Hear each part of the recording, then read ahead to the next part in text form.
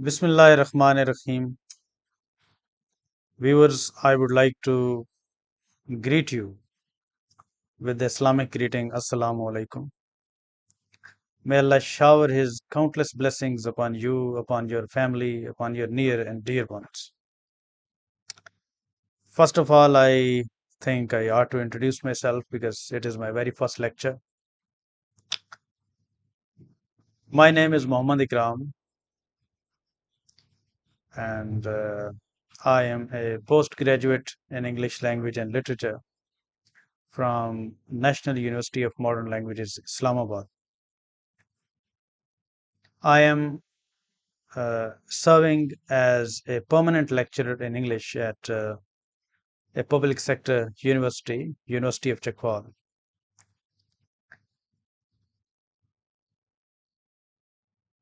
High school English grammar and composition.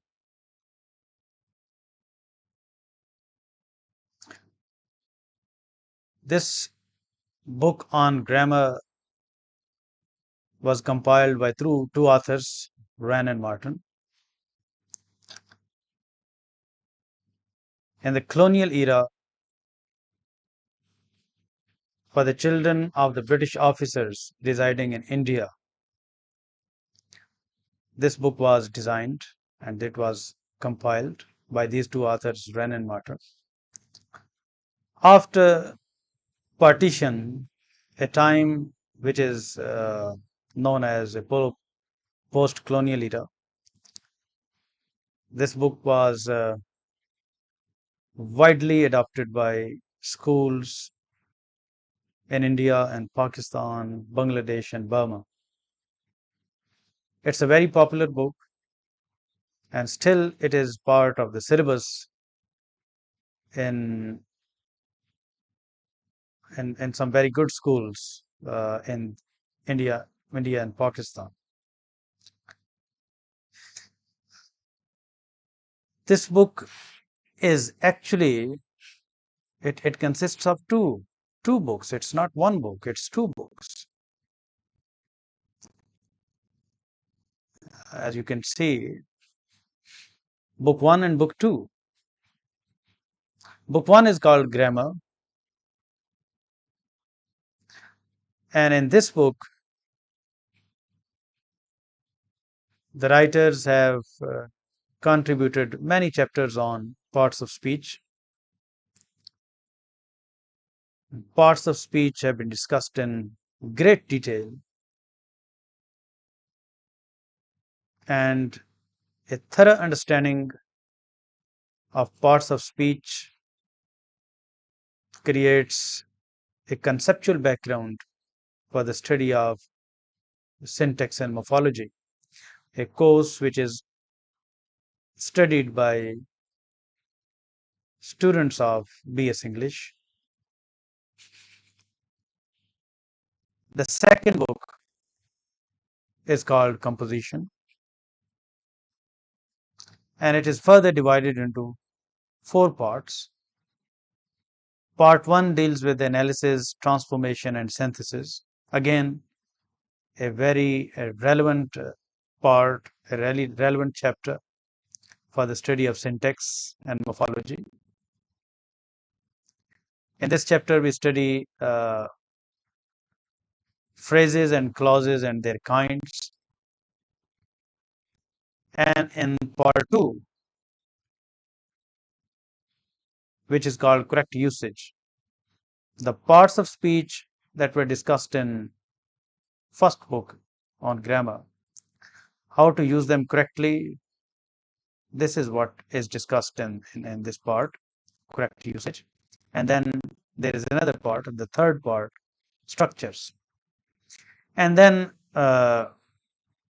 another chapter has been added to this book called written composition, which is about paragraph writing and report writing and email writing and such composition.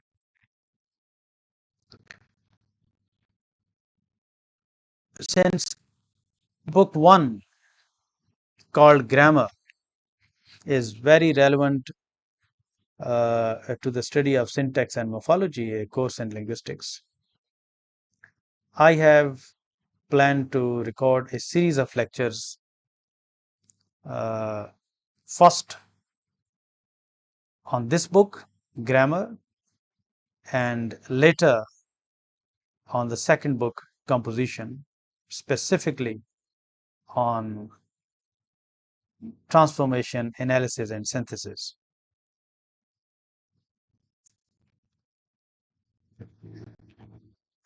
In this book, which is about parts of speech, the writers have uh,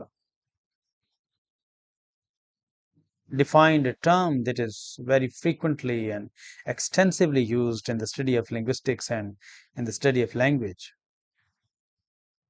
and that term is a sentence. They have contributed a whole chapter on this term. They have defined the term and they have classified it uh, on the basis of its function. So it's the very first chapter of the book, Grammar, which is the first book in high school English grammar by Wren and Martin. And in this chapter, the sentence, please pay attention to the pronunciation of this word. In India and Pakistan, due to mother tongue interference, generally this term is pronounced as sentence. Stress is placed on the second syllable. The correct pronunciation is sentence. Stress is on the first syllable. When we speak or when we write, we use words, and generally we use these words in groups, like a little Jack Homer sat in a corner. Speaker wanted to say something or he wanted to write something, so he produced a group of words. Let's count how many words are present in this group. 1, 2, 3, 4, 5, 6, and 7. So speaker has produced a group of 7 words. Little Jack Homer sat in a corner. So whenever speakers want to say something or they want to write something, they say something when they are interacting with somebody socially, linguistically. In linguistic interaction or social interaction, you have to say something, but when there is no participant in conversation and you want to write something to some audience, to some readers, then you produce sentences, you write sentences. In both the cases, when you either want to say something or you want to write something, you use words, and generally we use groups of words.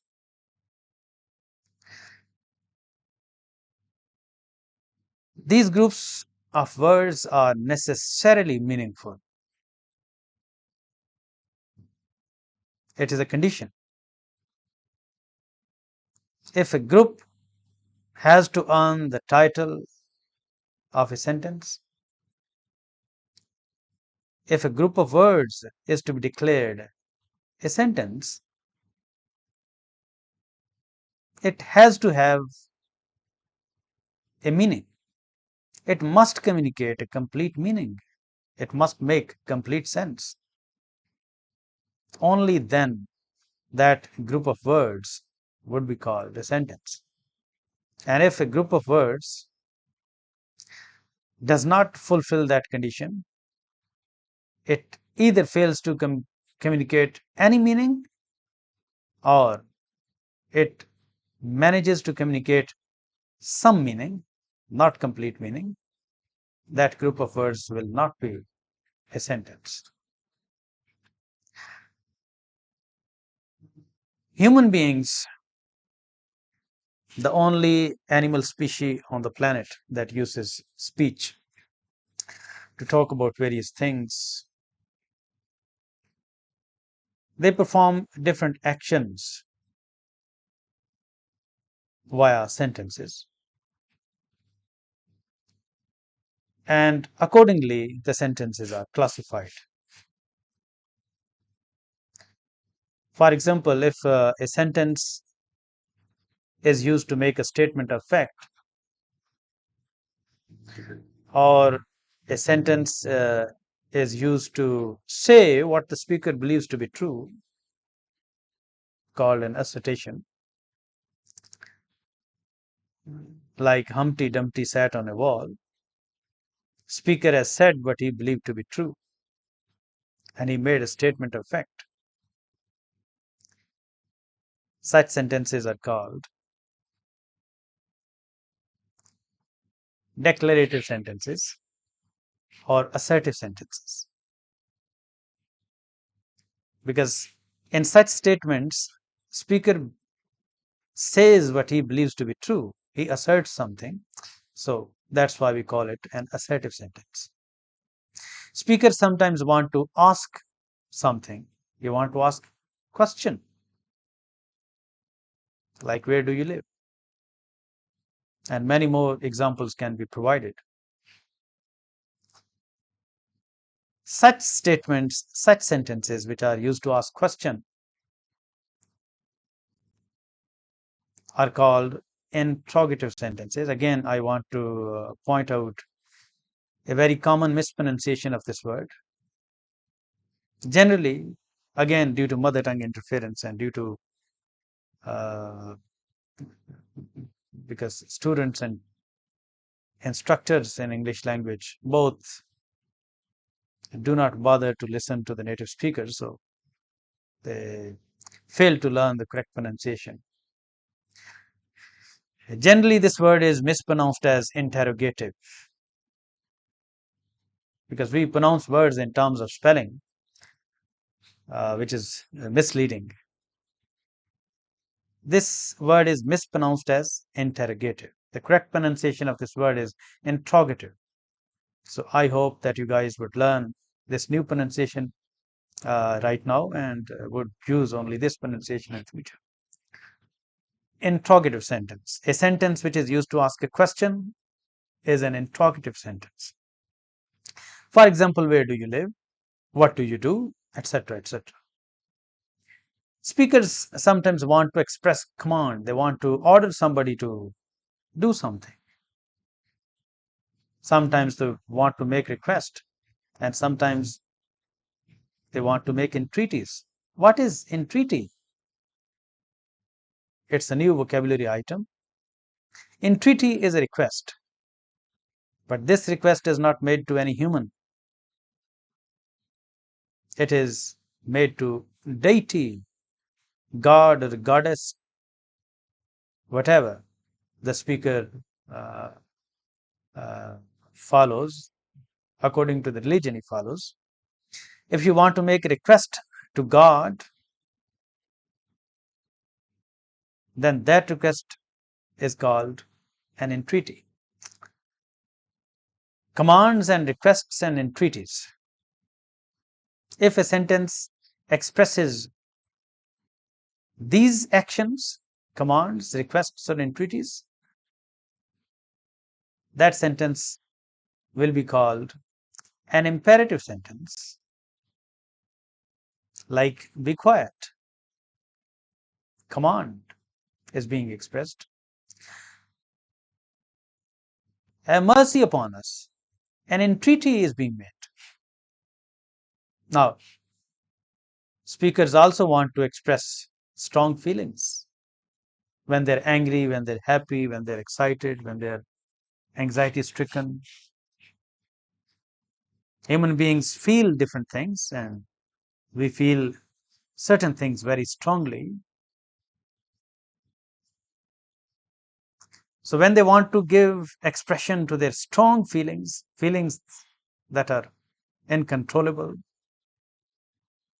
feelings which make them wild, strong feelings, strong emotions, when they want to express such feelings, they again produce sentences.